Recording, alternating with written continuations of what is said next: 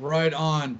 It is that time. It is that place. It is the middle of the week. It is Wednesday. That is owned by us. It belongs to nobody. The Metal Summit. We welcome all you guys, our beloved metal summoners. We love you guys to death. Thanks for always for tuning in. Fact of the matter is, you know where you are. It's the Island of Misfit Toys. Jason, Psycho Steve, Angel Alamo, the Bobby Dreyer, and I'm Jay. But the fact of the matter is, it's enough about us because it's all about this guy. We got the king of power pop here with us tonight. We got Donnie Vie. How are you, brother? Pretty good for my age. Thanks for having me on, you guys.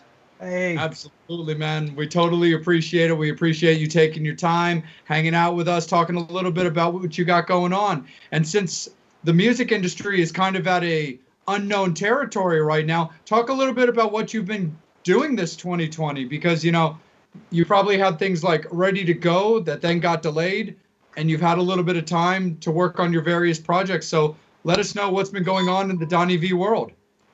Well, as soon as that right when that hit, my band, I was putting my band together. We were getting ready to go out and play shows. We were booking them and had a few, and they were selling well.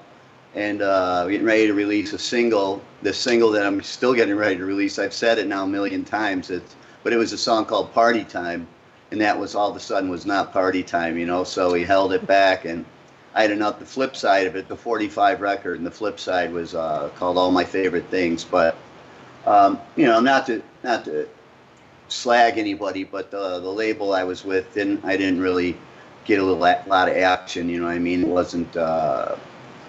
wasn't, I don't think, a fitting home for what I do, and so I bought all my CDs back, all my records back from the various couple of labels that had them, and then I just been demoing and writing new stuff.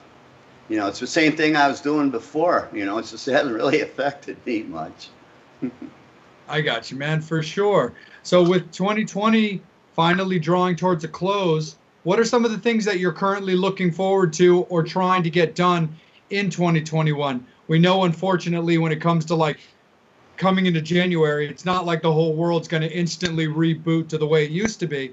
But talk a little bit about what you've got planned for 2021.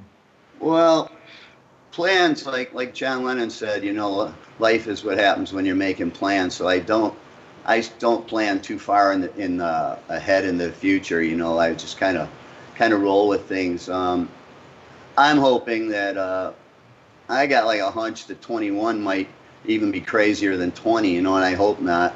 I'm curious, but whatever starts, doing a new deal. We just did a new deal with the Enough's Enough stuff. We did the whole licensed it with a new label, Cleopatra, and they've already released one, and people are buying it already, and that was cool. We just did that deal not long ago, making a box set, and hopefully the word is that we're going to be doing one for my solo catalog too, because a lot of those records it's like almost like they didn't even exist, There's a shitty label, but that's that, and then we'll see what happens and cross the bridges, when they get to them, and as far as performing live and stuff like that, whatever it calls for, I'll do. Absolutely, man, for sure. Psycho Steve, let's bring you right in here, my good dude. This has been 30 years in the making. I have interviewed everybody in the band of Enough's Enough but you. So thank you for My doing pleasure. this. Thank you. So the question is, when Enough's Enough got together, how did you guys get together? Did you guys know each other from past bands, or No, Chip. I met Chip through some mutual friends, and I forget how old I was. I'm probably 18 or so, and I was kind of a fan of his local band that he was in. He is just phenomenal bass player, and a hell of a character. He had this wild look and stuff, and he sang a couple songs with that band, and I liked what he was doing. That was my favorite thing I liked about that band, and they were like one of the biggest bands around. So that's when I was younger. Chip's 5 years older than me, and through some mutual people, through a project that I was involved with, they ended up getting Chip down to play bass, and I was lobbying for that right away. But one of the other guys in the project was his original singer, and he's like, no, man, we're not getting him. And I said, like, why, man? We got to get him. And then they did get him, and we just hit it off, and we left that project and started up Enough's Enough. Went through a little bit of personnel changes, but we were off and running, writing and recording and everything, and we were thick as thieves. I mean, that was really my first band I was ever in, except for a couple of garage type things. Right. Wow. That's awesome, man, for sure. Bobby, I know you've been chomping at the bit for this one, brother. I told these guys I'm like a chick. When I found out you were coming on, I was like, dude, we're the same age. I'm like thinking, I remember the first time I heard you, it was almost like hearing the first Van Halen album. When I heard New Thing, I was working on an album with a band in Bristol, PA, and I was like, what the fuck is this? Whoa, blew my doors off. I'm like, being a huge Beatles fan, and growing up in Levittown, Pennsylvania, I kept thinking, well, I'm never going to see the Beatles. I seen McCartney, I've done this. Through my years, I've had the opportunity to work with Mark Hudson, who we talked to a little bit prior, Earl Slick, who worked with Bowie, did 2 albums with John. Just been totally blessed to work with people like Doug Pinnick, the guys in Cheap Trick, and your name has always come around. It's just that thing, and they're like, dude, you're the biggest Beatle. I said, look, enough. So as soon as you hear that, people go, oh, that's Donnie. So I got to tell you this. I was with a producer yesterday. Never heard of you. Didn't know who you were. I played it. First thing he goes, man, he sounds like Lennon. Then I played him your version of Tears of a Clown. Shot him across the moon. His name's David Ivory. David's produced Hailstorm, The Roots, everything else. So push comes to shove. We just had one of his artists on last week. But I'd like to connect you guys. But other than the accolades right here, right now, what got you so enamored with the Beatles that you really just don't emulate? You embrace John. When I hear you did everything from Beatles covers to Lennon, to Jealous Guy. I'm like, there are people who do covers, and then there are people who get immersed. How did that come about? Well, since that's like the very first record I can remember hearing was Ticket to Ride. I was a little kid. I was like 4 or 5, and it instantly turned a switch on, and there was no going back ever since then, and that's my whole focus. Was I continued to learn to sing, to learn to play instruments, and yeah, I mean, they had a big impression on me because if you want to learn how to write songs, I mean, they're the ultimate teacher, to learn how to structure and how to write melodies, how to the cool sounding words, not just any words, the way their voices, harmonies, all that stuff, orchestration. They've been through it all, and it wasn't a conscious effort to not try to sound like the Beatles. This was such an influence on me, and but there's other things, like a lot of Motown.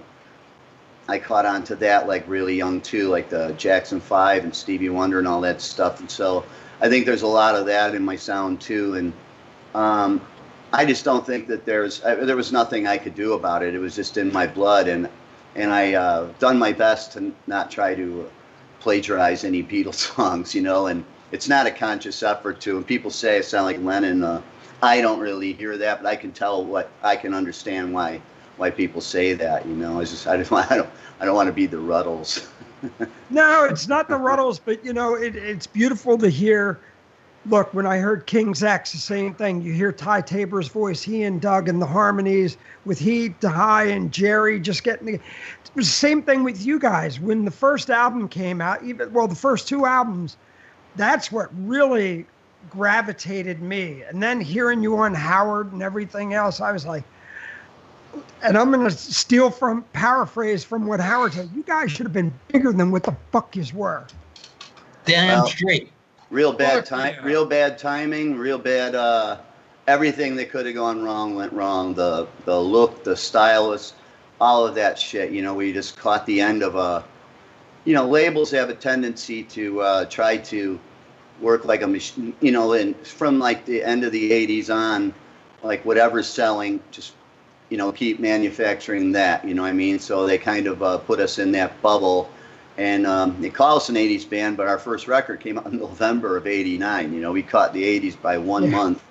But the look, my guitar player had that big black hair and shit, and he looked like LA. My drummer was, one of those flashy poser type guys. So we got branded in there. Chip and I weren't glam by any sense of the word up until playing with those guys, and then it was just trying to keep up with them because they were they had their finger on the pulse of what was going on. I didn't. My instinctual.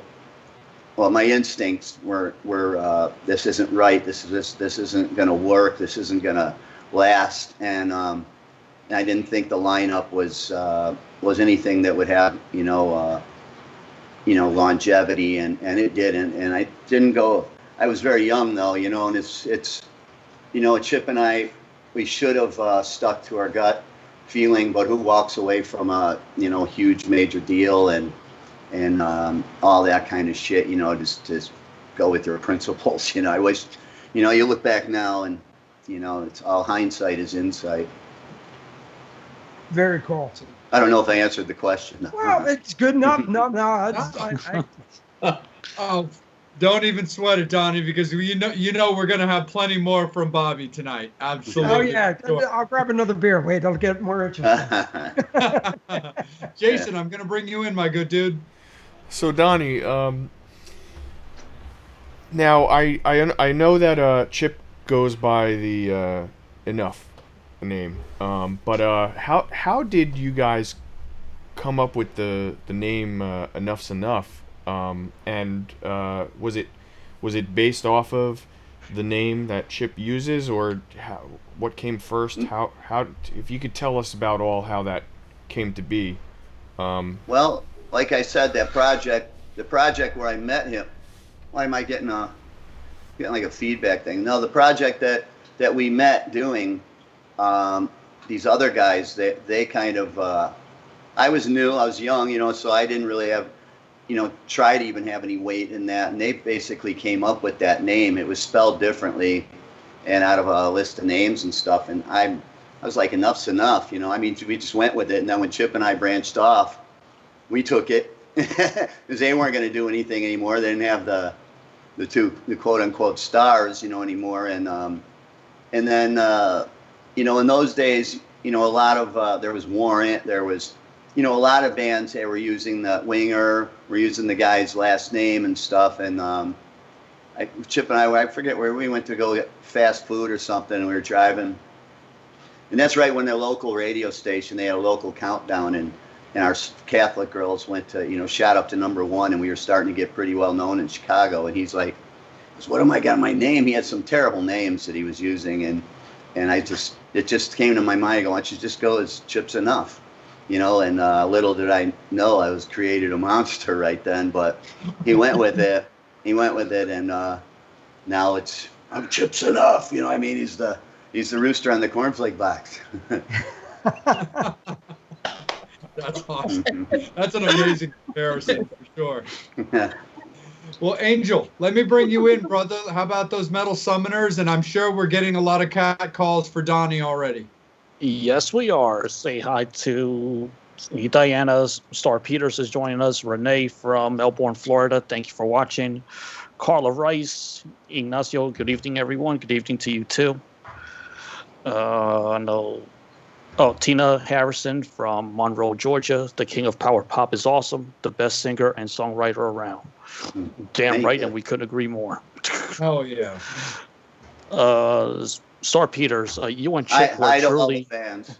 Hi to everybody there. Excuse me for protruding. No, it's all right. It's all about you, bro. Which is Star Peters, you and Chip were truly a Lennon-McCartney duo between songwriting and harmonizing from the get-go. Total kick-ass. Had chills when I saw you guys cover Dear Prudence at the Limelight back in the day. Oh yeah, I remember that show. Holy shit. Star, you're showing her age. Damn. Don't say that to a female. She's gonna kill you. Yeah, Rest just is like to put it in perspective, my original guitar player, Derek Frigo, he thought I wrote Dear Prudence. He didn't even he had no idea for years that when we were playing that it was a Beatles song. Wow. It's like that movie Yesterday. No, that's a hell of a Like that movie compliment, Yesterday. though. Thank you. Oh yeah, that guy. Oh, that was great. Yeah. Don't feel bad. Wouldn't that be great? I didn't know Live and Let Die was a McCartney song. Uh-huh. Really? Well, Really? You thought it was the Guns N' I was Roses. a teenager. I thought it was a Guns N' Roses Nah. song. Isn't it Wings? Yes. Yep. Matt Porter, Salt and Enough back in the day. Thank you for watching. Max Atch, hey guys, great job everyone. Larry just joined us from Detroit. Tony from Niagara Falls, thank you everybody for watching. My question is, do you miss the mystique of being an artist where you can do an album tour and kind of disappear, live life for a while, and then come back later with a new record? Do you kind of miss those days? Well, I miss those days because nowadays everything there's too much known about you. You know what I mean? Anything you do, it's all over the internet right away. And I think there's artists are too exposed now, and there isn't no mystique anymore like there used to be when you play your album and you just look at the album cover while you're listening to it all the time and wonder, and your imagination would wonder, and they build these characters up into these huge whatever you want to envision it as, and most of the time it's probably not that. I know in my case it isn't, but yeah, that I don't know if that downtime was very healthy for me for quite a while, but we kind of used the fame to as kind of a ticket to the city, key to the city, so yeah, it was cool. It was funny. It's a lot better being known than it is being unknown. That is true. Absolutely, 100%. Well, Donnie, based kind of piggybacking off a little bit of what Angel brought up with that, one of the things I always find very interesting, talking to artists like yourselves, especially from back in that time when MTV was such an explosion, when you look back on that time with like Fly High Michelle and when music videos were really truly a thing, what can you tell us about like that time and your reaction to seeing your guys' selves on TV and hearing music on the radio? Like, what was your reaction to that kind of stuff? Oh, it blew my mind. I mean, everybody involved. It's a hell of a thing when you grow up. You set a goal, and it's what you always dreamed of, and then to actually that to become a reality. To see her on MTV, that was amazing. It's just that, plus our first videos were really bright. They really lit up the screen. So when it came, I remember the first time I saw it, Derek and I I don't know how, we were still wearing the clothes we wore in New Thing. We were still partying when it came on, and so that just gives you an indicator of how big a stretches we would do with the partying. But yeah, it was surreal. It's everything changed right at that point, and like that wasn't always my main goal in life. Was more of as an artist. I wanted to create some things that had that effect on other people, like the things that I loved had on me, and I know the powerful effect that all that music had on me. It was basically, without it, I had no life at all. It's I had a lonely childhood. had a lot of hang-ups and stuff. So I spent a lot of time on my own but it was okay because I had the music, and I started just honing my skills. But like I said, that's what I want. That was my dream. And for people to say, that song, this song or that song did so much, or I love it so much, that right there, I guess my dream came true. And other guys is being famous rock stars. I suffer from real bad anxiety, so that was a little rough for me. That's probably why I drank and partied so much, and then it becomes a habit. But yeah, man, of course. I mean, if any of you guys had a record on the radio? No. For radio. No. Bobby has, but we just buy records off the radio. The rest of us. I don't think I've ever bought a record. When I was a kid, I was too broke. I didn't have any money to buy records, and I used to tape other people's records with my little cassette recorder, but I've never really bought a CD. It's terrible to say. I don't have any of mine. I don't have anybody's. Wow. Oh wow, dude. Well then on that note, how do you look back on like vinyls versus CDs versus now like digital downloads? Are you a hard copy guy? Like when you do get your hands on a record, do you like that physical copy in your hands, or are you just all about whatever gets the music out there? When it's mine, I do. It's pretty cool, because we almost missed that. We begged our label because they were done with the big vinyl records when we came on board, and they told us it wasn't going to come on right. And we begged them, please, if I've been waiting to hear that, put that that scratchy record and have that big thing, and they did it for us. And as far as digital downloads, it's cool if you want to go listen to something real quick. You have access to anything. It's not cool as an artist if you want to make any money because nobody buys anything anymore. And like CDs are now they're going out. It seems like vinyls are slowly coming back in and CDs are going out. But I wish the whole world would operate that way and bring back the special cool things. You know what I mean? And start doing away with the world of digital technology. But it's definitely cheaper and easier to make a record now. Yeah, for sure. I think the vinyl thing has a little bit to do with, while I don't really think it's making a comeback, I think it has a little bit to do with, like, for certain things, just that cool, glaring, large packaging again, It's going to be appealing, and people just love seeing something big and bright. Psycho Steve. Speaking of big and bright. Yeah, another Enough's Enough record. The last one that I made with them, Dissonance, just came out on on the new label, just came out on vinyl. My sister bought me a copy. I have a copy of that. I have Beautiful Things, which I don't know. I'm wondering we did a deal where they included vinyl. I got that, Beautiful Things, Dissonance, and this new 45 that we're about ready to put out. And it's the only, those are my records. So it's cool though. Yeah, that's the first release that they did with the new label was vinyl, so I love that. Awesome. So, question is, were you a singer, a guitarist? What instrument did you first learn how to play? I don't think technically I've learned how to play any. A singer, I definitely go with singer. I play instruments out of necessity. You know what I mean? You need something to write with, I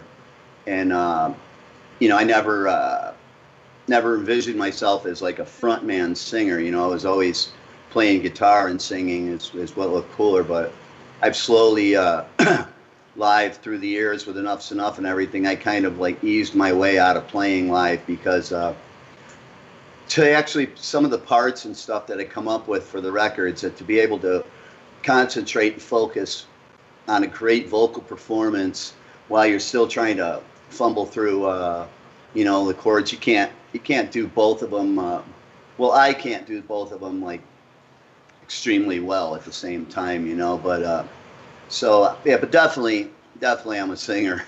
You'd know that if I went to pick up a guitar right now. I haven't played very, very often, and I play everything a little bit, Nice. On the records I play everything. On the records is a whole different matter, you know. You could punch in. Right on. Really quick, Right just on, to man. just to follow up with Steve's question. You had mentioned just now that that you got out of that singing and playing live.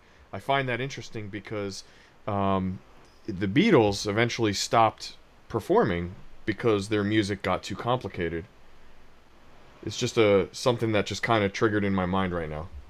Yeah, like The I've always comparison. said, we used to try to record what we played, and nowadays you're trying to play what you recorded. It's like it's totally flipped around, you know. And just like you said, it's not that easy to put a live band together and go out and sound like your record with just the lineup that you have, you know, especially with all the background harmonies and all the orchestration and shit that I put in stuff.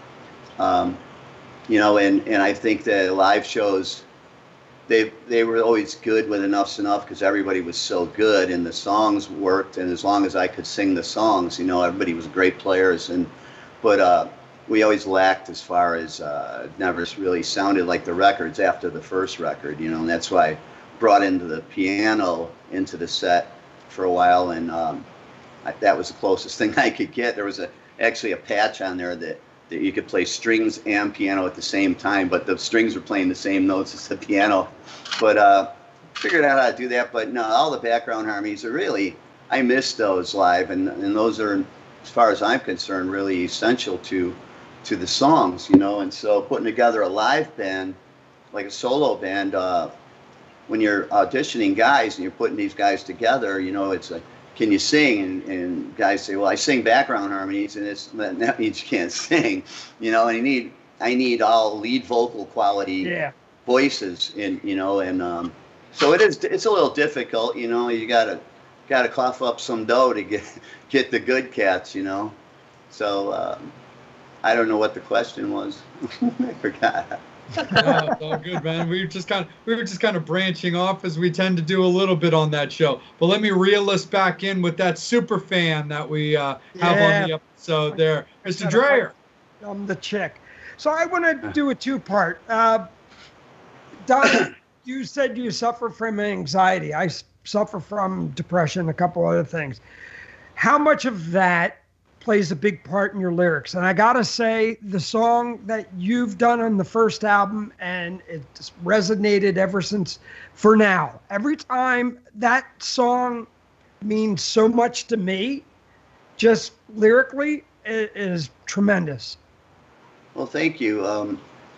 What was the question again, as far as How lyrically? much of your inner personality comes through your writing and your lyrics? For songs like that, that's one of those where you kind of filling in the blanks and for the vowels and the syllables, and I hate to say something like that because a lot of people like those songs, but you can tell a song that's really coming from the heart and from the gut, you know, apart from you know, a fun little song like For Now, you know. But I don't know if my anxiety plays a part in the lyrics. Maybe the anxiety plays a part for what my anxiety has caused in my life, you know what I mean? But the depression, you know, bipolar and functional autism and all kinds of crap, ADHD and ooh, good, I'm in good company.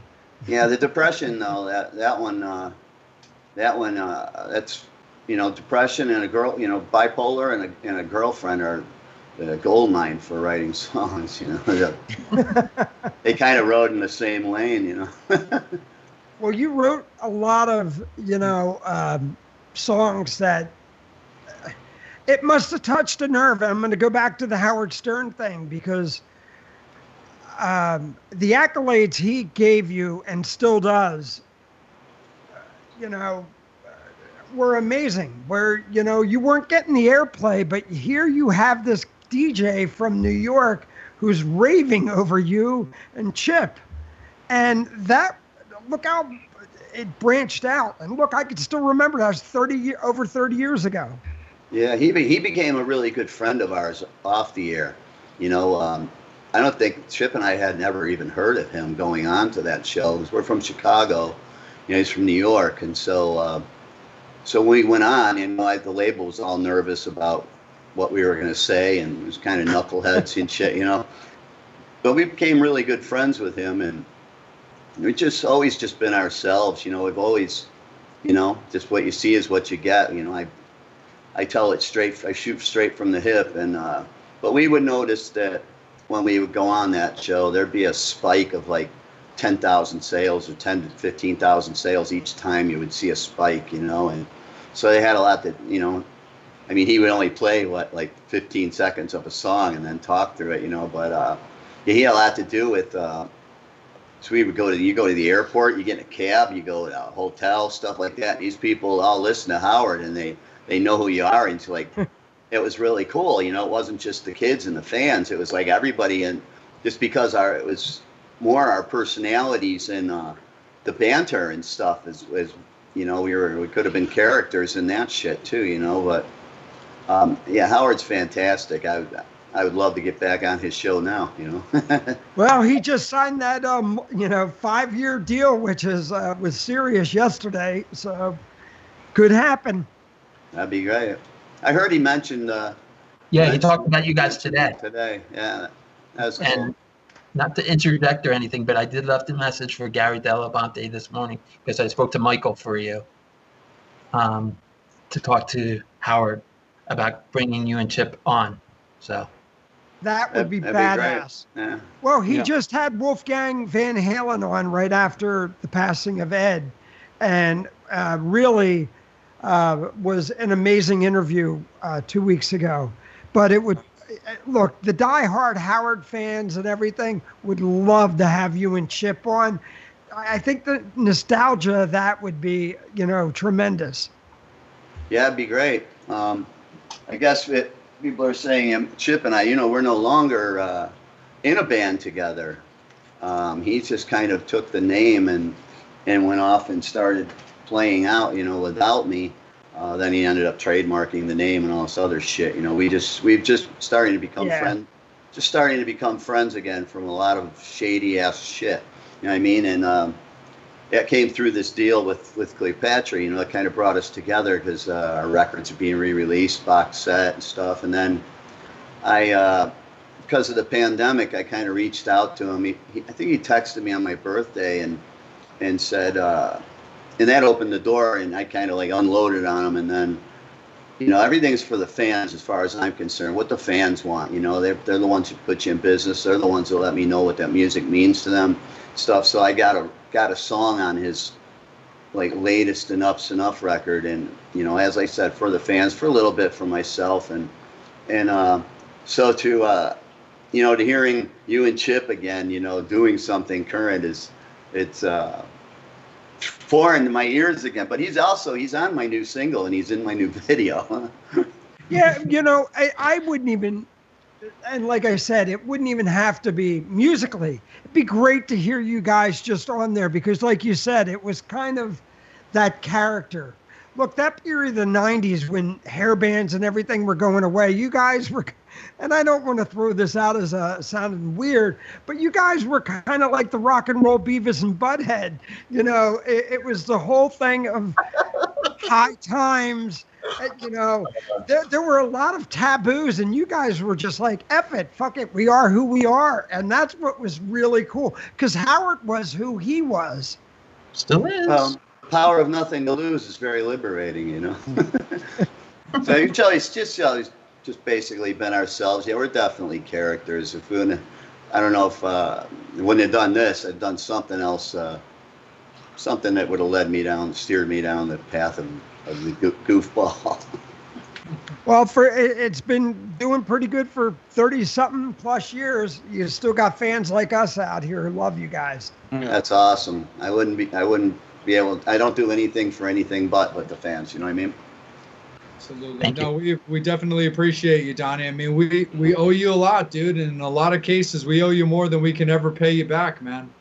Well, that's why I try to still at this point, after 30 years and made, 20, 25 records with and without the band, that I still try to raise the bar every time and try to outdo myself every time with new songs and stuff, just to keep, just to not let you guys down. No, absolutely, dude. We definitely appreciate it. Jason, let me bring you in, brother. So, have you ever met any of the Beatles members at all? And have you ever been, if not, have you ever been starstruck? Well, I'm starstruck and ask for anybody's autograph. I see somebody famous, That's, I'm retarded, But yeah, met Ringo. Just I think Paul in an elevator. I was set up to go to a McCartney show in L.A. Many years ago, and we were supposed to go back there and hang out with Paul, but he slipped and fell on stage, and he wasn't in a very good mood after the show, so that didn't happen. I seen him in an elevator. I didn't have the balls to say anything to him, And Ringo, I forget where the hell I saw him at, but yeah, starstruck. I'm starstruck with you guys. You guys are famous. No. Trying to hide my excitement. I was starstruck yesterday with the video. I was really starstruck. We might have to have you send that to us in a separate video. No problem. My pleasure. Who do we make the check out to? Where do we mail it?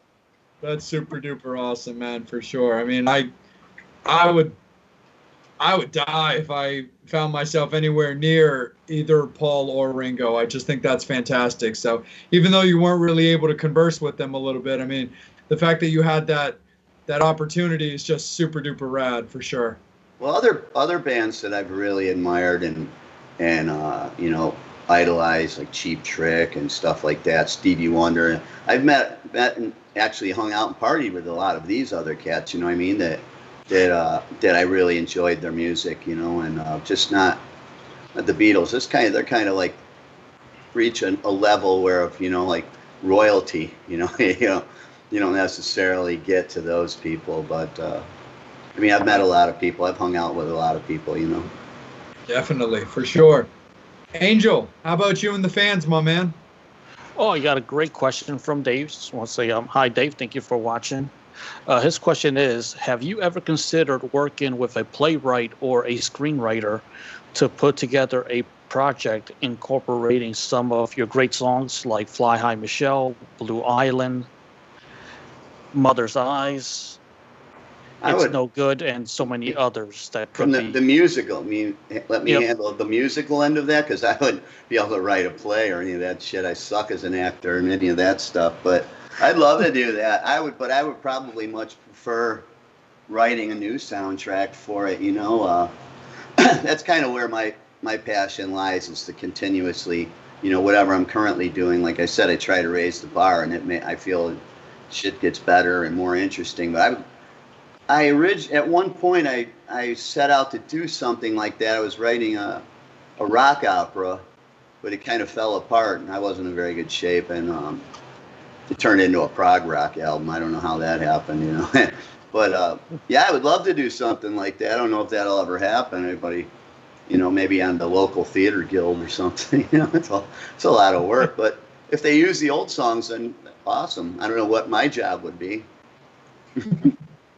Say that was a good version, or that's not a good version. I'd probably end up singing.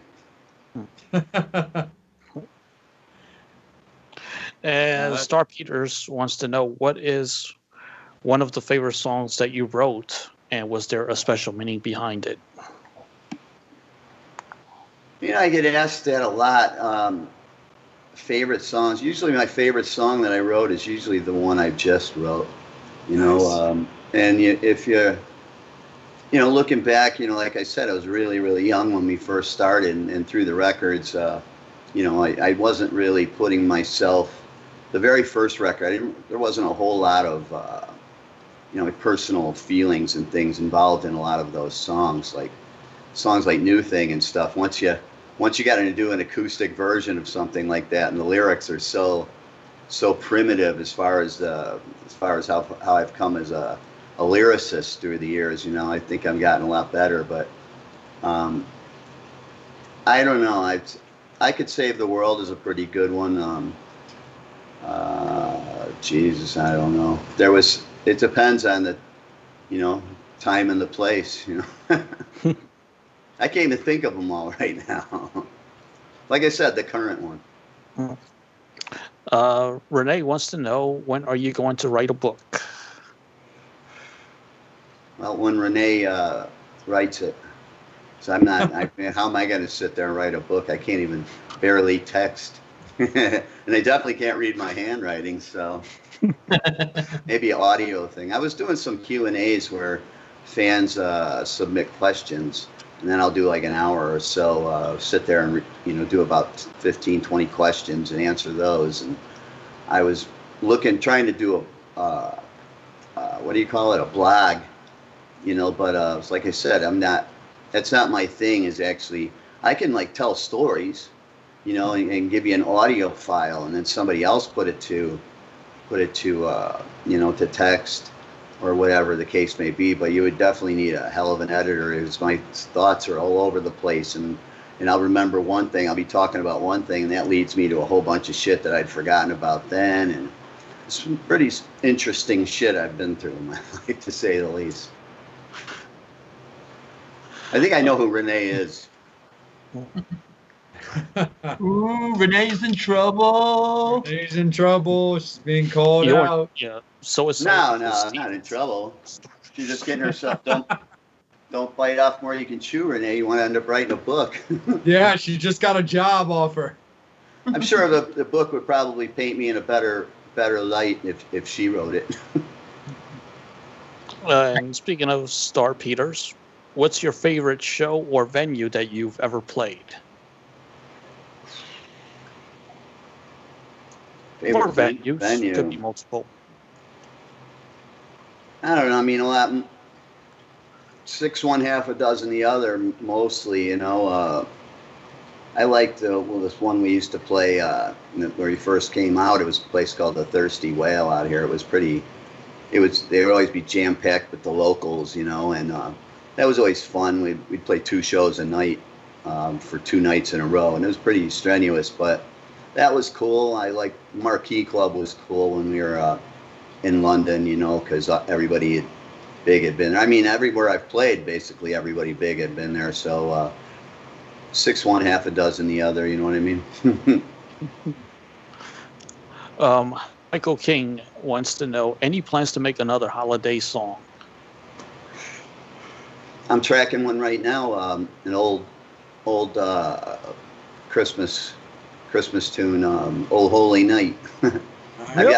I've got all the music done for it now. I just got to sing it, and probably get to that in the next couple of days and put that out.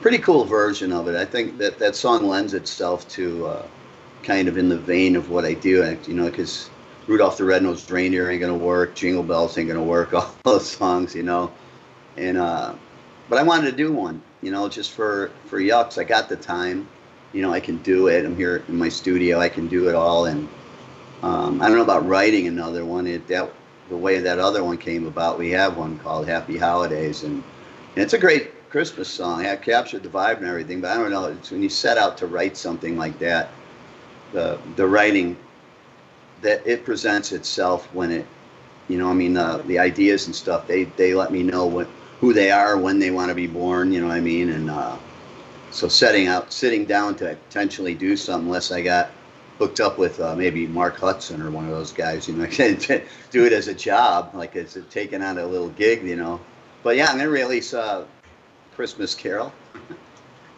Nice. I was actually just thinking to myself, like, I'd be wondering, like, who exactly on a female level I would pair you with, but I would love, with your vocals, with your tone and your style, I'd love to hear you do a version of Baby It's Cold Outside. Ooh, baby, it's cold outside. That's the only line I know of. It's the only part of that song I know. Well, that's all right. We'll see if we can get you paired with somebody. Right back to you, Angel. Somebody with a lot of money and notoriety, preferably. Cindy. Oh, we got a list. Lizzie Hale. That'd be great. I was going to say Celine Dion. No, negative. I don't know about that one. I'm like a chameleon, though. I can blend in with anybody, Oh, Wow. yeah, the questions. Dave wants to know, can you share any stories of touring or playing with other bands? Well, a lot of stories that shouldn't, you know. It's hard when you ask me something like that and I'm not prepared for it, So- you know, as I've toured with so many people or played just one-offs with them, and I don't know. It's hard. I'm not prepared for that question. How No, can I no problem. It's pick one out of all of this? I liked different ones for different reasons, you know. Some of them, which one we got the highest with, and some of them, which one was the most fun, you know, which we were most popular with. Our first tour, Mr. Big, was pretty cool. That was our very first national tour, and I didn't really know who they were at the time, but they were really great guys, and everybody we've played with has always been very respectful of the band. They've always been pretty much fans of the band, even as big as they can get. But you were talking about John Wade. I remember hanging out with him in a hotel bar one time, and I think they were playing with Bad English or whatever it was. Yeah. And Neil Sean and those guys. Yeah, we were drunk, and I keep singing Isn't It Time in his face, and he's singing Fly on Michelle in my face, and it was pretty cool, you know? It's cool. Always loved him, the Babies and stuff. He's fantastic. Def Leppard, we play on New Year's Eve one year here in Chicago. We played with Def Leppard. They called us on the show, and Joe Elliott played drum. Our drummer didn't make it to sound check, and Joe played drums. And we did Revolution. He played with us, and later on, he and I went snowmobiling. Yeah, that's pretty cool. That's right on, man. Absolutely. Angel, let me keep with your brother. A question from yourself, or do we know clarify I that? definitely have a question. Donnie, and then my mind just went freaking blank. You're okay, buddy. Party, pal. It just came back to me. A lot of bands do anniversary albums or box sets. Would you ever put out like an anniversary edition of one of your earlier albums? I did a broken down one. I wasn't in Enough's Enough for about 6 years, from 2000 till 2006 or 2007. I got back in the band, and but during that time I released a thing called Extra Strength, which was I did the Strength record, like broken down acoustically and stuff. And I don't know, I keep hearing people telling me all the time, it's like, hey, it's the anniversary of this record, the anniversary of that record. I'm like, that's cool. I don't really keep track of what date they come out, but I know Enough's Enough went out and celebrated the 30th anniversary world tour, but without me. Oops. For sure. Well, Donnie, if you don't mind, man, can you, for the fans and even for us as well, can you elaborate a little bit on like your relationship with the band when it came to that? Like, you know, did you decide to step away? Were you having like, you know, miscommunication with the band as far as whether or not you were, you know, how you're working with them, you know, whether it's like, you know, this is what I'm doing, this is what I want, and this is how I want to portray it. Can you talk a little bit about like your distancing from the band before your reconnection with Chip? Well, first of all, that the only what's left of the band was Chip and I. You know, other guys are just kind of hired guns, you know, so that's not really an issue. And when I left the band this last final time, I was completely a mess, you know, just depressed, on drugs. My life was pretty depressing, and Chip and I had two different visions. He just likes to be out working constantly, and I always wanted to try to present something, you know, better, something more than we were doing. I don't think there was no work being put into what we were doing. We just, here's the same set list for 20 years, you know what I mean? And that bothered me, and I wanted to make new records and use the guys that I was currently playing with. You know, is that Enough's Enough? Let's make a record, and that didn't happen. And then I released a record, my own record, while I'm still with them guys, and so that became an issue because I wanted to do some of those songs, and fans wanted to hear those songs, and And I just thought we were shortchanging the fans. I thought the show was it wasn't a show that I'd be enthused about seeing, especially when our fans have been with us for 20 something years at that point. You know, and you've seen all these shows. I think you want to see something, you know, what the best the band could do, you know. And I know if I'm not enjoying myself, how am I going to telegraph that and suck the audience in and bond and, you know, get a rapport going with them.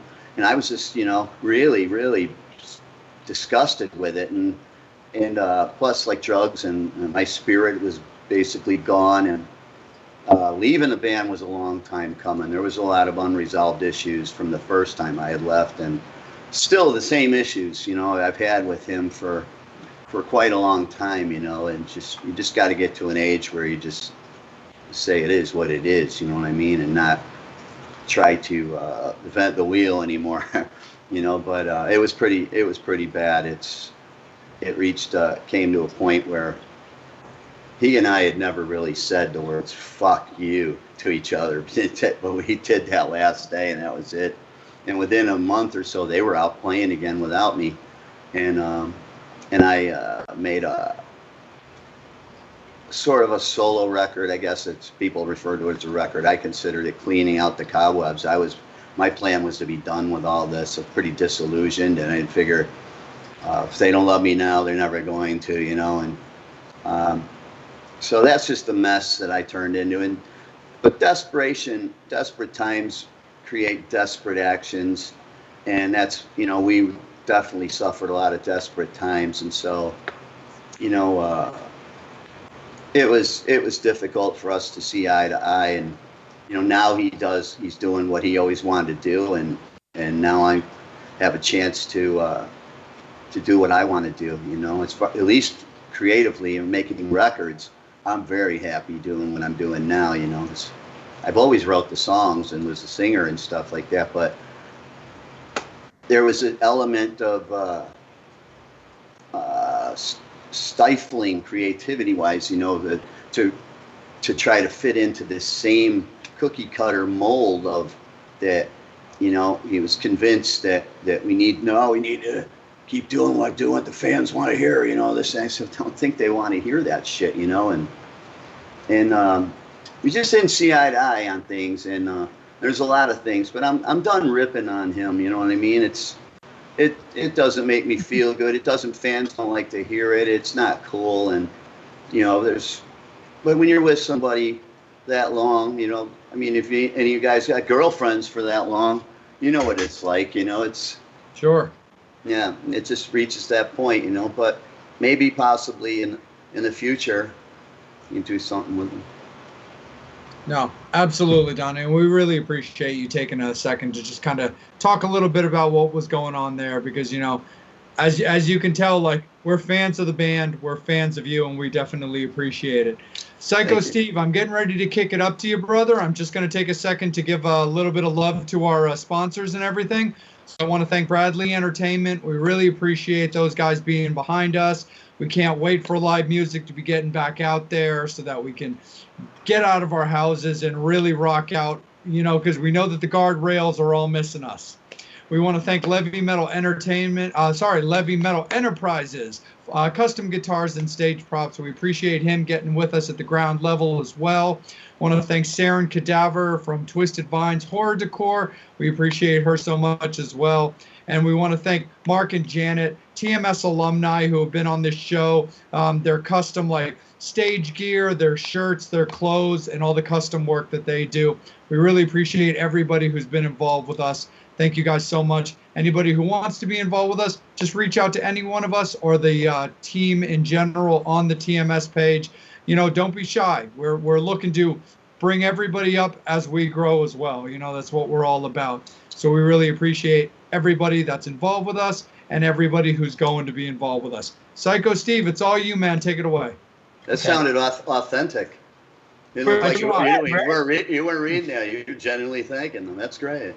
Yeah, man. We really do thank them. Yeah. Because we do care. I hear you. Just like you said before, if it wasn't them, there wouldn't be us. Oh, yeah.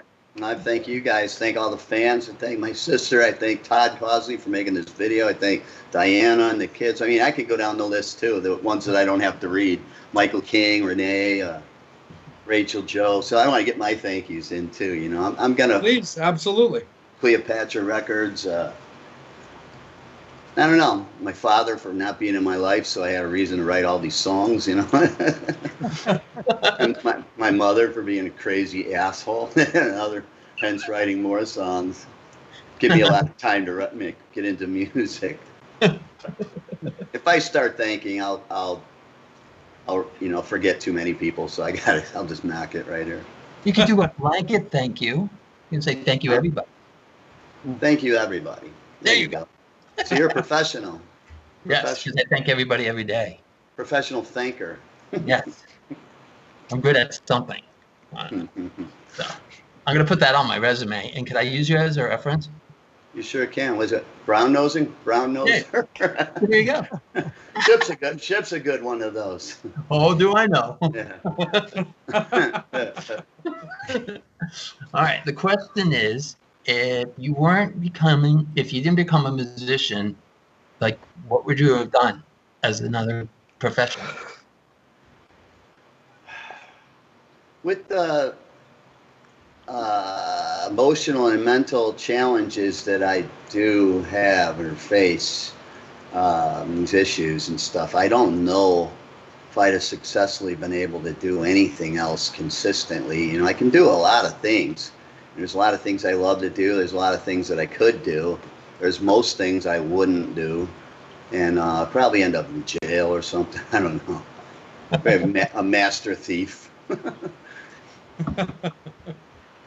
You can't, I mean, how can you answer a question like that, you know, thank God I didn't have to find out. Good point. Absolutely, for sure. Yeah, Psycho, let me keep it with you, brother. Do you have a follow-up there? Yeah, so besides music, what are your hobbies? Oh, well, right now I'm building another guitar. I've kind of got a green thumb.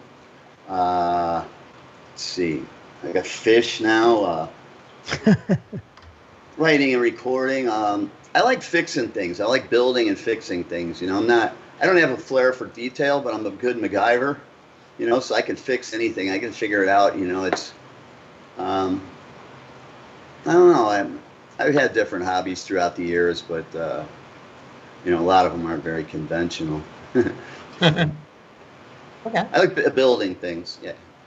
Nice. Right on. No, absolutely, for sure. Fanboy Bobby, it's about time to bring you back in there, Mr. Beatle. A couple things. We're gonna geek out on the guitar stuff. So you mentioned that you love to be a luthier.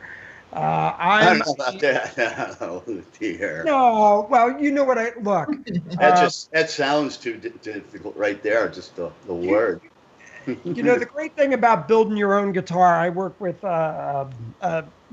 I mentioned Earl Slick. Slicky's got his own thing that he's doing with, you know, Slick Guitars, you know, which is guitarfetish.com.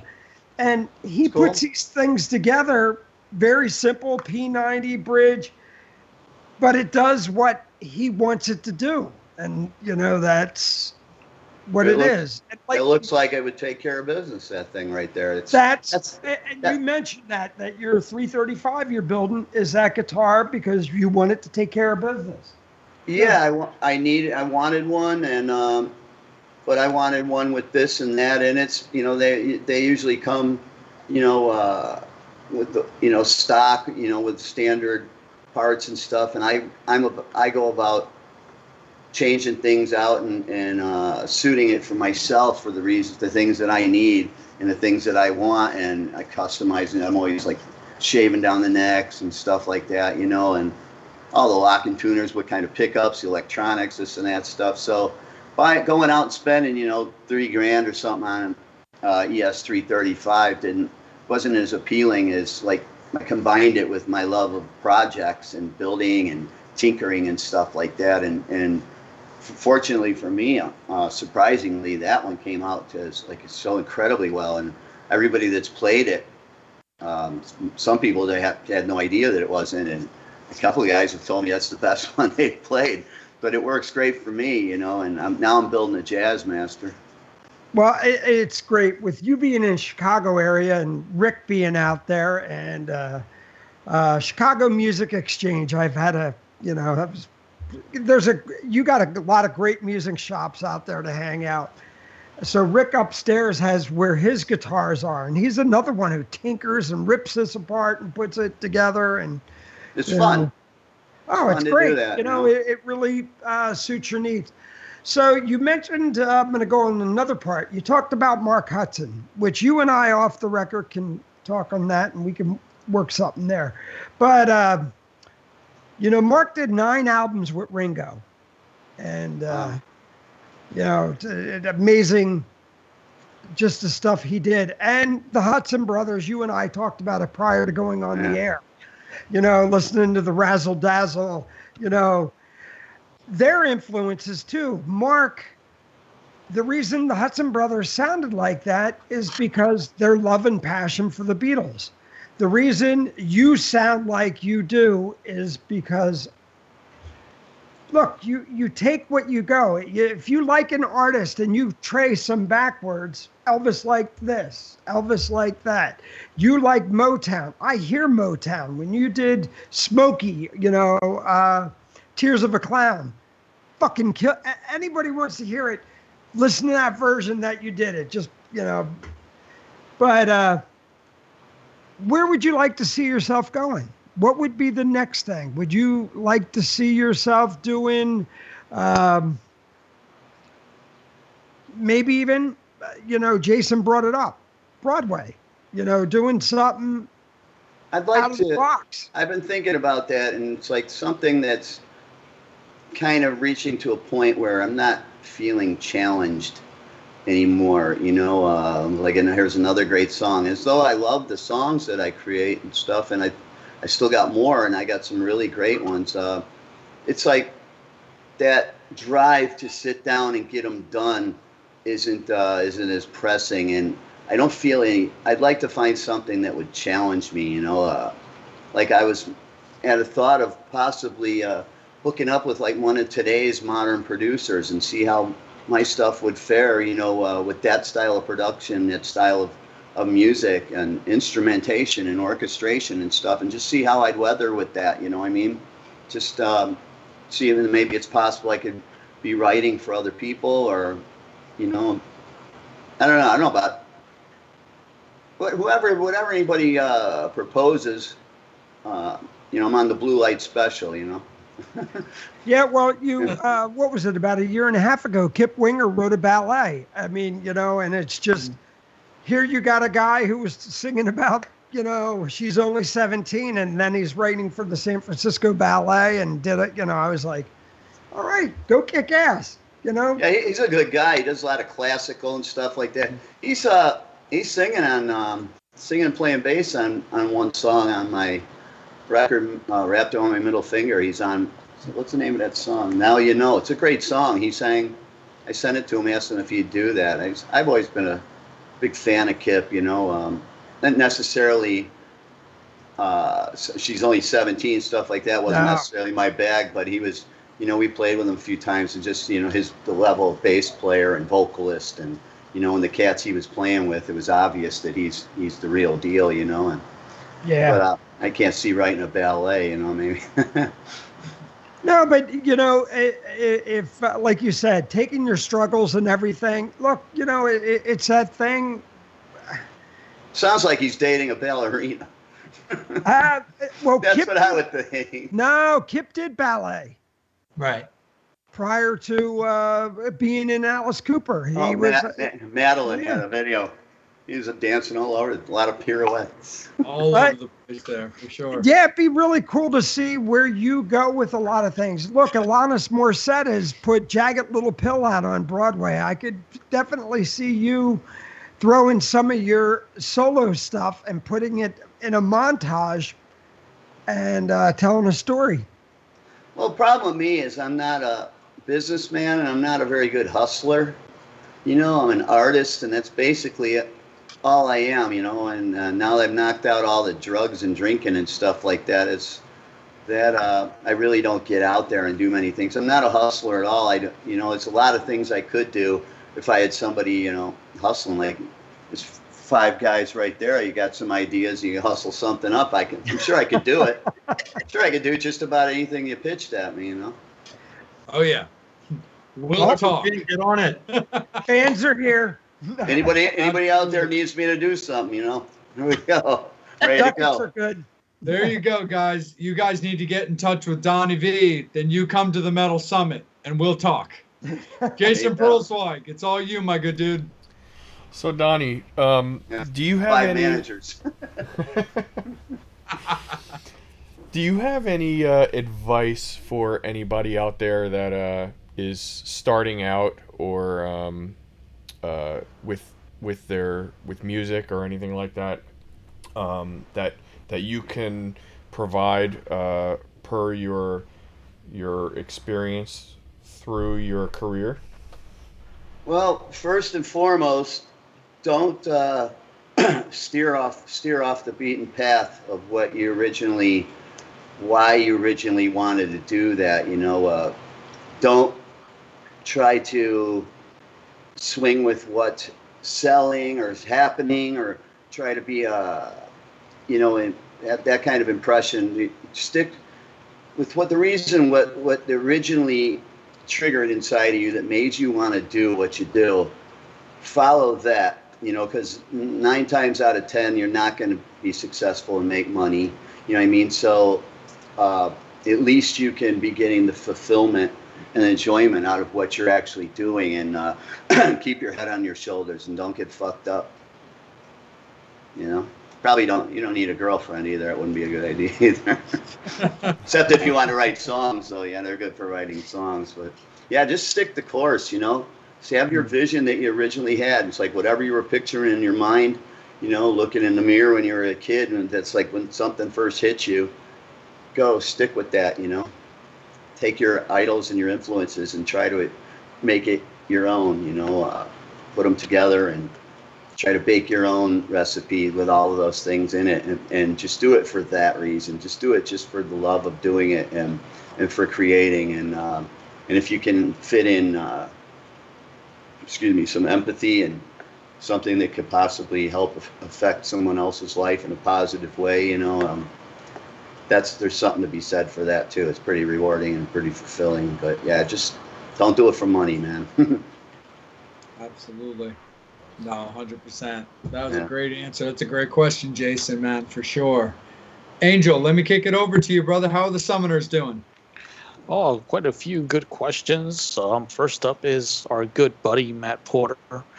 He wants to know, over your career, are there any gigs that stand out in your mind as special or memorable? Didn't we just cover that about That's a popular Yes, we question did. tonight. 45 minutes ago? I think you asked me Matt, that already. Matt, you wasn't paying attention, Matt. You got to tune in from the beginning and pay attention. You will be quizzed next week, though. You know what? I did. Well, now I've been thinking about it since you asked that question. I remember there's one show where we opened with Cheap Trick, and Robin was doing his solo record at that time. They were having that kind of friction I was having with Enough's Enough at that time, and I did the whole sound check with them. Robin wasn't there yet, and we did like half of the Budokan record, and that was great. That was fun. Where was that? Where was that show at? Do you remember, Donnie?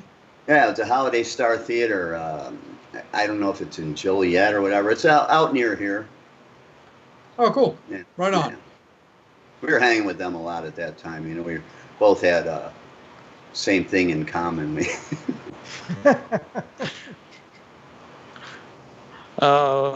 Jim wants to know, when Brothers came out with all the different musical styles on it, was it meant to attract a certain radio station or music TV show?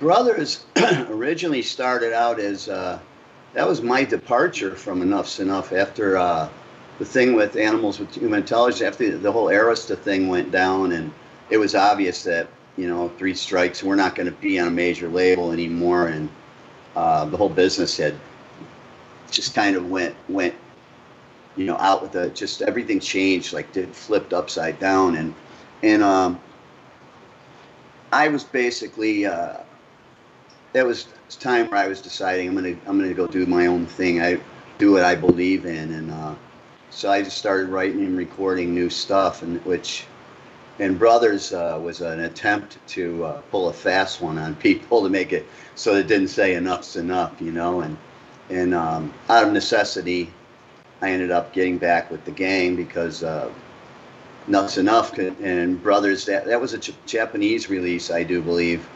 We couldn't pull the wool over anybody's eyes here, but in Japan it worked. It became a record called Seven, Enough's Enough 7, and you know, out of necessity, and there's a, you know, a little bit of money here if I make it Enough's Enough and bring those guys in, as opposed to doing it on my own, and so that was the reason for that. It was a departure. It was my first attempt to doing what I was hearing and feeling in my head and musically. So it was kind of pretty much a solo record, you know, and with the other guys included. Star Peters wants to know, when do you find you are the most creative when you're songwriting? That's what God or the musical gods or the powers that be or whatever, when they tell me and give me a song, that's when it is. It doesn't matter what I'm doing or where I'm at or what's going on. When I hear it, it comes to me. It's like it's time to get to work, you know, and that's the way it is. I personally know that there's more than meets the eye. There's stuff at play here that, you know, everybody, just because we can't see it and touch it and stuff isn't. So, but the way that it comes to me and the songs, they tell me they're what they want to be, you know, and so I follow the songs. And so, I mean, I could be driving. Well, I haven't driven in a long time. A motorcycle. I haven't had a license since 2000.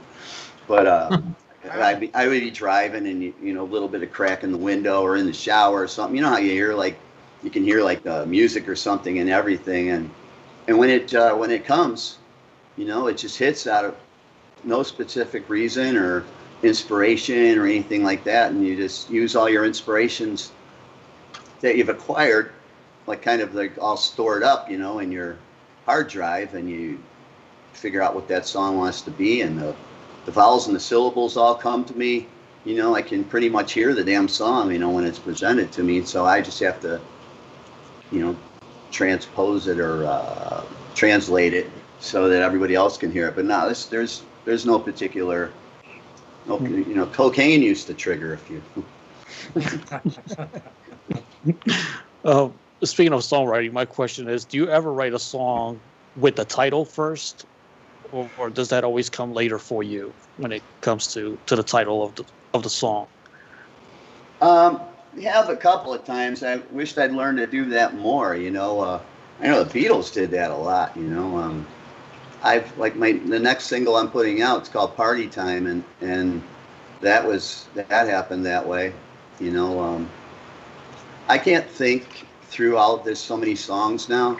I can't think of, you know, that's more something that Chip would do, is think of a title and, it's a great title, and then start trying to write the song, you know. That's not the way that I operate. The song, you know, like I said, I follow the song, and then hopefully, luckily, you can work in a good title there. Sometimes I don't. It's pretty hard to come up with a title for some of the songs that I've written. Oh, man, for sure.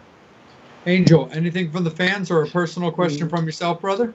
No, that was my question about the That was your own songwriting. question? Yep. Cool, buddy. No worries. So, Donnie, we're going to hit you with one more round the table, if that's sounding cool, man. Do you have a few more minutes with us? My pleasure. Awesome. Killer, man, for sure. So the one thing that I kind of wanted to hit you with some, like a recent question, but slightly outside of like Donnie Vie. And I wanted to ask you a little bit about the stuff that you were doing with like V8 and Guilt and Shame and stuff like that. Because you've got like V8, which I've heard referenced as like a British band. And then you also had the stuff you were putting out with Guilt and Shame. So I'd love for you to talk a little bit about those projects. Well, those are two entirely different things. V8 was, I have a buddy, Baz Francis, over in England. Since I first met him, he's always taken very good care of me. You know, I did a couple of solo acoustic tours with him, and he ran the show. Like I said, I'm not a businessman, I'm not a hustler, and just kind of guided me around Europe and stuff. And so we had an opportunity to get into a studio while we were doing that and track the song that I had, idea I had in my head. It was called Mrs. Vanderbilt. It was by my mother. And it was a cool piano riff, and so he orchestrated that to get into a studio to do that. And so we're gonna, you know, what are we gonna release it as? You know, it's Donnie Vie, and I felt that it wouldn't exist if it hadn't been for him. So he had a band called Magic 8 Ball. So I just thought V8, you know, I mean, that made sense, you know, and then guilt and shame. I don't know, that's a lot of people miss the boat on that one. I think it's genius shit. It was that was after I was in an extensive self-improvement program. You know, I got arrested from warrants, and it was one of these deals where to go through this as opposed to prison. It was just what the doctor ordered for me. It was exactly what I needed, and I embraced it and went through it. And you had to make your world real small. So I hadn't picked up a guitar or done anything throughout that whole time for like 2 years. And I just was getting back in touch with my family. And I had a little nephew, my sister's kid, my sister Amy's kid, Louie. I was just kind of meeting him for the first time at that point. He was 6, 7, and interesting little character. And he'd show up with his little toy guitar, you know, and his little round sunglasses like Uncle Donnie. And we just hit it off and we started bonding. And I was living in, it's kind of like hillbillies with no hills, where I was staying. It's up in Dowagiac, Michigan, is the area that they kidnapped me and brought me to. But it was kind of a hillbilly-ish inspired type thing. And then with him being 7 years old, the highly inappropriate subject matter and lyrics, you know, for kid like that to be singing and shit. I don't know if you never heard this stuff, but it's pretty funny. But it's hilarious. yeah, that was the first thing I'd done getting back into music. That was even before the Beautiful Things record came to me, which came, it's weird how that was how that came to me too. But yeah, that was Guilt and Shame, as we were kicking them out. Like, they'd come visit me every weekend, and we'd kick out another one every weekend. We started making shitty little videos to go with them, you know. And there's a record, Guilt and Shame record. It's actually on Amazon. If you go there, you can download it. You know, come on, great song. Where can you find a song called Hepatitis C? Exactly. While I was picking cotton, she got laid. Yeah. Butterface Love, Toilet Paper Roses. Oh yeah. Yeah, they're great. Yeah, so if anybody wants to go to Amazon.com, just type in Guilt and the letter N, Shame, and it's on there. It's available for download. It's great. I got about 2,000 of them CDs sitting around. If anybody wants them, just hit Donnie up, you know. Dude, right here, dude. I would love one of those CDs. They're usually included in any package, anything anybody buys, you know, in merch and stuff. You usually get one of those thrown in there too. Okay.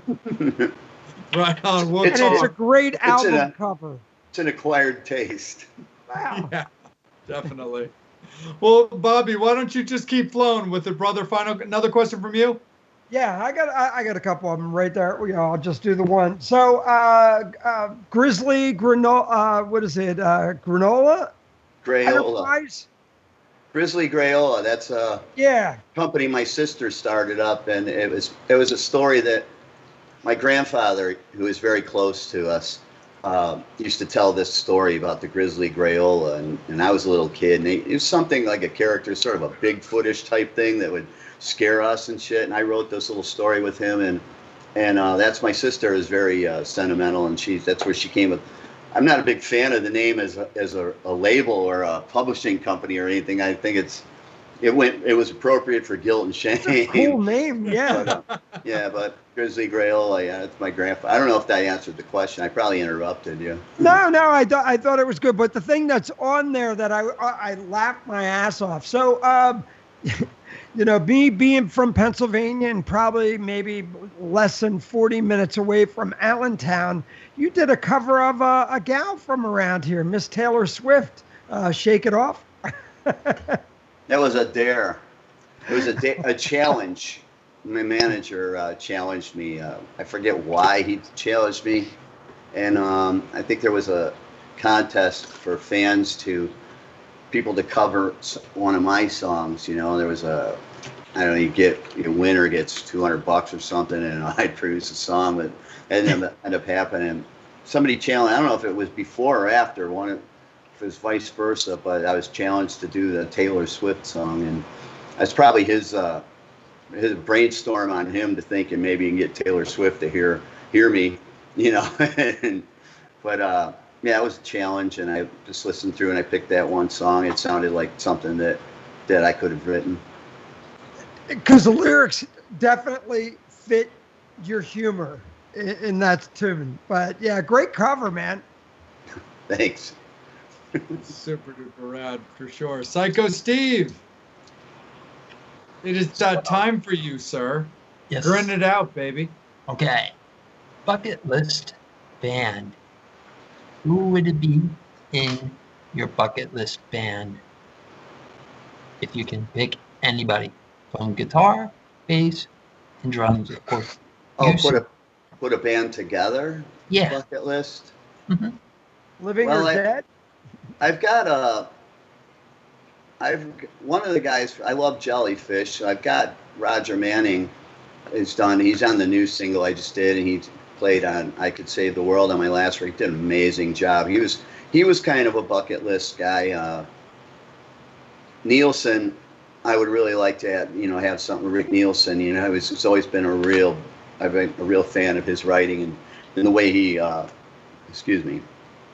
he doesn't jack off on the guitar. You know, it's just what's needed there, and it's very right up my alley. And so I say Nielsen and him, and I hate to say it, but I think Chips Enough is one of the best bass players. You know, but I don't know necessarily if that'd be on my bucket list. I think I've already, it's more than a bucket list, and it's but so I've been there, done that. So I don't know, man. I play with so many cats, you know. I always loved Eric Singer. You know, he's a great drummer, and it's a tough one, you know. Obviously, I'd have to be the singer. Yeah. Oh, yeah, man, for sure. Mr. Pearlsweig, it is about that time for you, sir. So, Donnie, what did you say your the name of your next single is again? Party Time. Excellent. Yeah, it's I've been trying to write a song like that for my whole career. It's something that it's the cheese, you know what I mean, the cheesy stuff, so that can kind of bridge all the genre gaps, and that I hate to say it, unquote unquote cattle. You know, I think anybody that hears this song could get into it. You know, starts right with the chorus immediately, and it was tricky writing something like that, some cheesy, I want to rock and roll all night, party every day, ain't nothing but a good time, something like that, where it still didn't feel like a sellout. You know what I mean? It wasn't like Janie Lane, he told me there's a difference between writing songs for money and writing songs that you love. You know, and I've chose songs that I love. But this one has a shot at that. You know, it could be a beer commercial. It could be something. And the video is amazing. Yeah, everyone's going to really love the video, you know. I played Batman in it. Oh, that's awesome. Yeah, we got the real Batmobile, everything. We get all the characters. It's fucking cool. Yeah. Now, pro video, too. Top notch. We got to ask, though, which Batman is it? Are we talking like Adam West? Are we talking Michael Keaton? There's only one Batman, you know. The rest of them are like the Dark Knight and this and that, you know what I mean? It was, so, you know, the original costume, the original Batman, you know, that era, like the original Batmobiles in it. And that's the only Batmobile I think of. You know, other things like tanks, shit like that, you know. That's the Batmobile. They had that appeal, and it's the original, you know, the original lineup. Oh, yeah. No, I mean, for it sure. wouldn't fit too well with the new shit, being a video. I probably would have looked better in the new suit. Possibly. Definitely possible. Angel, let me kick it up to you, man. How are we looking from the fans as we wrap it up for them? Also, as far as the fans, just want to wrap it up with a comment from Star Peters. Thank you, Donnie, for sharing with us a great interview, and looking forward to new music. My question is, when you're on the road, how do you maintain your voice? Luck. Just pure luck and God, as I haven't done anything whatsoever in my entire life to preserve or baby my voice at all. It's I know I'm pushing my luck at this time, but it seems to always be there when I need it. On the road, on the road, you get stronger on the road once you're out for a little while. The first week could be a little cruddy, but yes, after you've been out, you get stronger. It's like any other muscle. You start your workout, and it gets stronger. You lose something. You lose the falsetto. I lose the falsetto right away, and I can't do the blue eyes. Like Chip would have to sing that part because that'd be gone. But I'd have a powerful S. I could get everything else, real strong. But like, if you're not playing all the time on the road like that, it's fucking brutal. Hey, Jay, I want to sneak one in real quick. So No, absolutely, yesterday man. Go ahead. Yesterday was the anniversary, and I don't like to use it to make it glorify it. So 40 years ago, I remember where I was. What were you doing 40 years ago? Wow. Well, I don't remember 4 years ago. I remember the day that happened. I woke up to. I had this girlfriend, Bessie. She was not very attractive, but she was my girlfriend, and we walked to school together. And she called me up in the morning before I walked out the door, and she told me about that, and I was like, whoa, John Lennon dead, and I remember it was a pretty all around the world, man. Even in school, a lot of people who didn't even get into the Beatles or whatever. I remember the teachers, everybody that really impacted a lot of people. I mean, that was heavy, more than more than a lot of huge people and a lot of, artists or sports players and shit like that, but yeah, that changed the world that day. Yeah.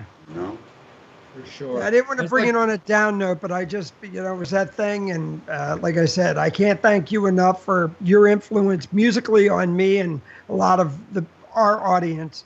But I just wanted to get your reaction. To what? To that? How it changed you musically. Did it really, carry you and go, okay?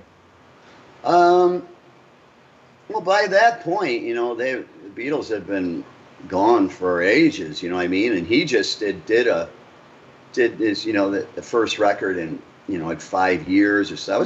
I think I might have even been leaning towards more like McCartney was kind of more upbeat, and I didn't appreciate Lennon as much until he was gone. I think that's the case for a lot of people. You kind of immortalized then at that point. But I'll tell you a funny story about that. Is my buddy, he had just gotten kicked out of school, and I was getting kicked out probably a week later, and he got an ounce of weed. He stole some money or something. He had an ounce of weed. He was rolling it up in one joint, and they had a thing on the radio that a minute of silence for John Lennon on the radio at this certain time. I forget, it was like 4 o'clock or maybe it was 4:20, and I had to. And he told me, if you're here, you'll smoke it. If you're not, a whole ounce joint, when you're 16 or 15 or whatever, is a big deal. And so I was racing to get there. I just got in my car and racing to get there, and there was a train, and I was stuck at a train, like a long ass. It was a notorious fuck up train. Fucking you get stuck at it all the time for hours. And so I decided, fuck it, and I pulled out and went around. Was going to go around at all the cars to, go around for the train and make it through the thing. And just as I got to the tracks, right when I got on the tracks, there was another car coming this way towards me, and we were stuck like nose to nose, and you couldn't back up. I couldn't back up. He couldn't back up. There's something going on. I can't really. But to make a long story short, my car sputtered out, and it was sitting there on the train tracks as the train came, and I had to just get out and just watch my car just smashed up by a fucking train. It was on the newspaper and everything, and I didn't make the joint smoking session. Yeah, I'll never forget that. That was a heavy one. I was so stupid. I was thinking, still trying to start this thing when the thing was, I don't know, maybe 100 feet away. I was like, that's it. I gotta go. It's like, I just got the car too. Dude, that's awesome. There's a picture of me on the local paper like this. Watching the fucking thing. They tried to bill me for it, all that shit. Bill me for the train, for all the shit that it wrecked. Oh hell yeah! That's like a fun little closing thing before I wrap us up. Donnie, do you have a favorite Beatles album? I'll put this out to everybody, but Donnie, why don't you start us off? Let's go with Revolver. Nice. Yeah, I Angel, like that era. favorite Beatles album? Say the White Album, because my friend gave it to me to listen to, and that was like my introduction to the Beatles world. Nice, man, for sure. Jason? Sgt. Pepper. Right on, dude. Bobby? It's probably going to be Let It Be and Sgt. Pepper. Let It Be because last album. No, I totally get it. For me, it's always been Sgt. Pepper all day long, so it kind of looks like that one gets the win out of this panel. But Donnie, we can't thank you enough, man, for spending your evening with us and rocking out with us, talking about your past, your present, what you're hoping to do, and everything you've got going on in between, man. Like, it was a real honor to get to rock with you for the last hour and a half. Thank you very much. Thanks for thinking of me, and I really appreciate it. It was fun. I enjoyed it. Hey, man. Awesome, for sure. And that's Donnie, always a big thing for us. We lost a guy. I think we lost a guy. Yeah. Steve had to break off. Okay. But for sure, man. But no, we truly appreciate it, man. And it's like we always say with our shows, man, like, what it comes down to is how you felt about your interview. Did you enjoy your time? Did you feel respected? And did you like your questions? And did you have a good time? Well, I didn't decide to go early, did I? Yeah, I enjoyed it. It was interesting. It was kind of a poopery of different vibes coming in. It was cool, yeah. Thank you. I appreciate it. Absolutely. Well, Metal Summoners, we love you guys to death. Thank you so much. Make sure that you're looking out for everything that Donnie's got going on, from his albums to his music. When COVID's over, definitely come out. When he's able to hit the road, let's get out there and have a little bit of fun with the guy. But we really appreciate you guys, as always, taking your evenings out with us. Donnie. Tuning in for another episode with us. For Jason Perlswhite, for Bobby Dreyer, for Psycho Steve Prestup, for Angel Alamo, I'm Jay Oakley. First and foremost, again, thank you so much to Donnie Vie. This has been, as always, the Metal Summit. Thanks.